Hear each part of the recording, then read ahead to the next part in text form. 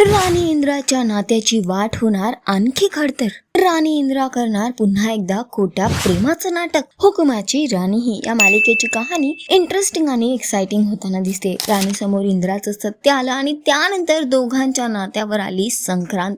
दोघं एकमेकांपासून कायमचे वेगळे झाले. पण आता येणाऱ्या एपिसोडचा नवीन प्रोमो समोर आलेला आहे, ज्यामध्ये आपल्याला बघायला मिळते की पुन्हा एकदा इंद्रा राणीची समजूत काढण्याचा प्रयत्न करतो आणि तिच्या पाशी येतो. पण राणी मात्र रागातच असते. राणी इंद्राला म्हणते की तुम्हीच म्हणाला होतात ना की खोटं लग्नाचं नाटक करूया, आता तेच नाटक आपण पुढे करूया. राणीला ते सगळे फ्लॅशबॅक आठवतात जेव्हा इंद्राने लग्नानंतर तिचा अपमान केलेला असतो. इंद्रा म्हणतो की हे लग्न फक्त माझ्यासाठी एक डील आहे आणि मी तुला माझी नोकर बनवून ठेवेन. राणीला हे सगळं आठवतं आणि राणीचा राग अजूनच अनावर होतो. इंद्रा तिला म्हणतो की थांब, माझं ऐक तरी.